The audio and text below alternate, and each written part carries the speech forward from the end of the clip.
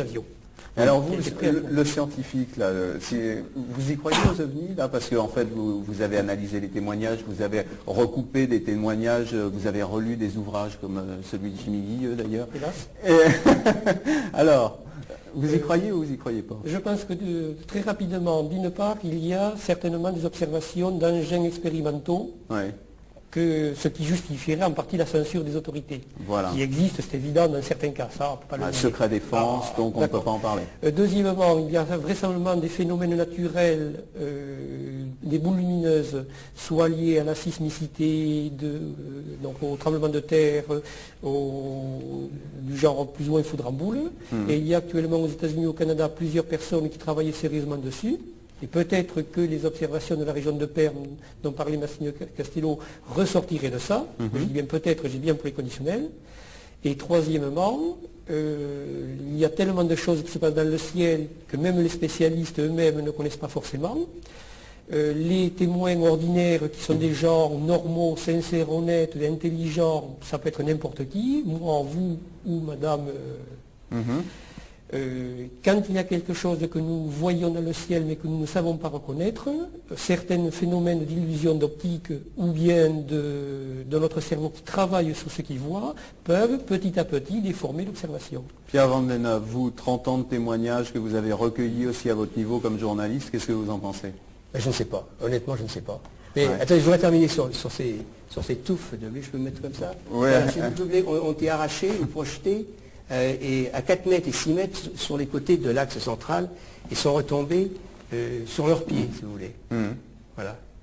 Ça, c'est une chose positive qu'on n'a pas expliqué. On n'a pas expliqué pourquoi, comment, quelle force les a arrachés. On pourrait peut-être dire aussi qu'en URSS, il y a d'abord une enquête qui est faite au niveau psychologique sur les témoins par des psychiatres qui ne sont pas plus bêtes que nos psychiatres et par des psychologues, et qu'il y a aussi tous les cas classiques sont étudiés. Foudre en boule, rentrer dans l'atmosphère d'une météorite, est-ce qu'il y a eu des essais d'avion, puisque la plupart des gens qui dirigent les commissions d'études sont des militaires, ils ont travaillé pour l'armée avant, donc ils ont accès à tous les dossiers et normalement j'ai l'impression aujourd'hui qu'ils travaillent avec les militaires qui veulent comprendre le phénomène. Donc on ne peut pas dire ils sont en train d'essayer un avion, et c'est un avion spécial et les gens ont vu ça et il s'est passé quelque chose. Enfin, je pense, en tout cas c'est ce qu'ils m'ont raconté. Mais en plus, je pense aussi que, honnêtement, il se passe quelque chose. Il y a trop une accumulation de cas. Il faut trouver une explication. Et toutes les explications qu'on pourra donner, elles ne sont pas forcément bonnes. Chacun détient peut-être un petit bout de vérité qui s'accumulera peut-être un jour, mais on n'a que des petites pièces d'un puzzle. Mais on n'a pas une personne, ni vous, M. Dieu, ni monsieur, ni...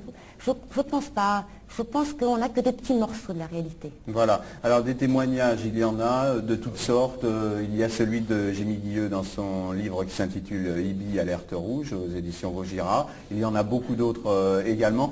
Je suis désolé, il n'y a plus que 30 petites secondes pour conclure. J'ai besoin de 10 secondes. Oui. Ce portrait-là, ce portrait fait par Silvio Ussai, c'est pas de l'imagination. Ils ont été vus par de très nombreux témoins et j'ai interrogé au Brésil il y a 10 ans et il y a 3 mois ceux qui ont été victimes de cela. Les preuves, oui, à propos de foudre en boule, j'ai des témoins à des époques différentes, des emplacements différentes, qui ont croisé en voiture d'énormes boules rouges de 2 mètres de diamètre.